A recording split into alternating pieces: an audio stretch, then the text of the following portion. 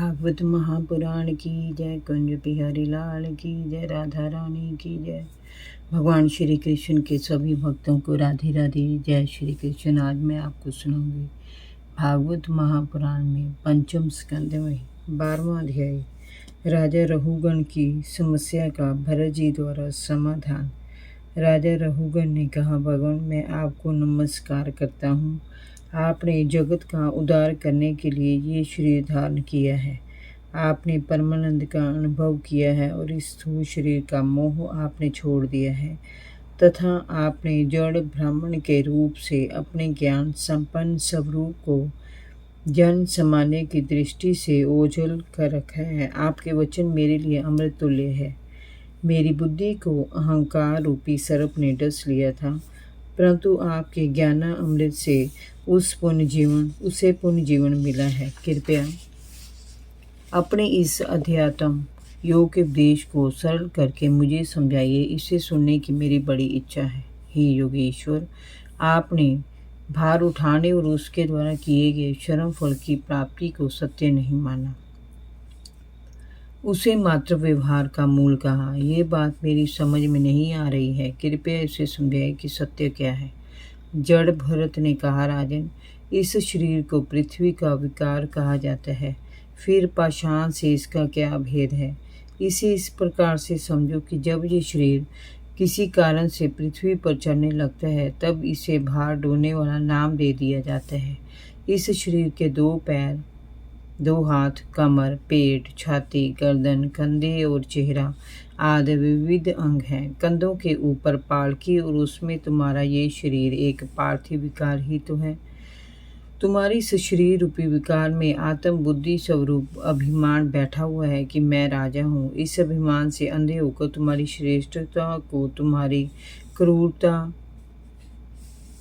और दृष्टता ने ढक लिया है। इसीलिए तुमने इन बेचारे दीन दुखी कहारों को बेगार में पकड़कर अपनी पालकी में जोत रखा है और बड़ी बड़ी बातें करते हो कि तुम राजा हो, प्रजा के रक्षक हो, जबकि तुम ये जानते हो कि संपूर्ण चल अचल जीव पृथ्वी से उत्पन्न होते और पृथ्वी में ही लीन हो जाते हैं। क्रिया भेद के कारण ही उनके अलग अलग नाम पड़े हैं। इस प्रकार व्यवहार का और क्या मूल हो सकता है? इसीलिए मैंने कहा कि पृथ्वी का ये व्यवहार भी असत्य है, ये वास्तविक नहीं है, क्योंकि ये पृथ्वी स्वयं अपने सूक्ष्म परमाणुओं में लीन हो जाती है। फिर उन परमाणुओं की भी कोई सत्ता नहीं है। वे भी अपने अस्तित्व के साथ उस अव्यक्त शून्य में लीन हो जाते हैं जिसे हम परमात्मा का लोक कहते हैं। इस प्रकार हम जो भी दृश्य जगत देखते हैं वह सब उसी परमात्मा की माया का प्रपंच ही तो है। ये माया सत रज तम इन 3 गुणों से नेकानेक मायावी प्रपंच रचकर जीव को भ्रमित करती रहती है, जबकि जीव का यहाँ कुछ भी नहीं है। वह समय भी अपना सह नहीं है। फिर किस लिए ये सारा दिखावा है? राजन, विशुद्ध परमार्थ रूप अद्वितीय बाहर और भीतर के भेद से रहत परिपूर्ण ज्ञान ही सत्य, और ये सत्य ही सर्वथा निर्विकार है।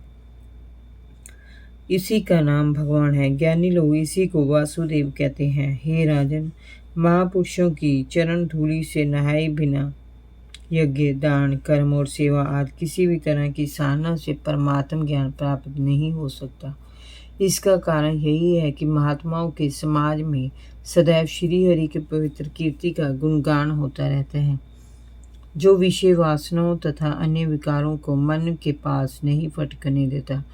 भगवान वासुदेव की लीलाओं का गान मनुष्य में प्रेमा भक्ति को जन्म देता है। प्रभु के प्रति ये प्रेमा भक्ति समस्त जीवों के प्रति प्रमोदगारों को प्रकट करती है। इस प्रकार जो प्रभु के जीवों से प्रेम करता है वह प्रभु से प्रेम करता है।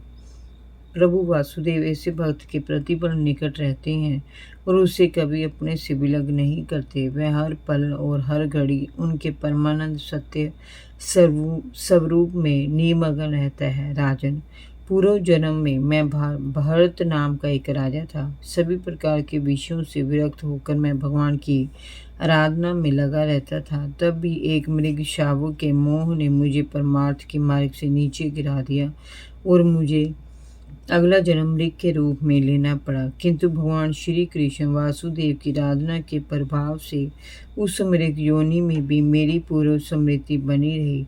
फिर उस योनि से मुक्ति मुझे तब भी मिली जब मैंने महात्माओं के सत्संग का निरंतर लाभ उठाया, और अब मुझे फिर से ये मानव योनि मिली है जो अत्यंत दुर्लभ है।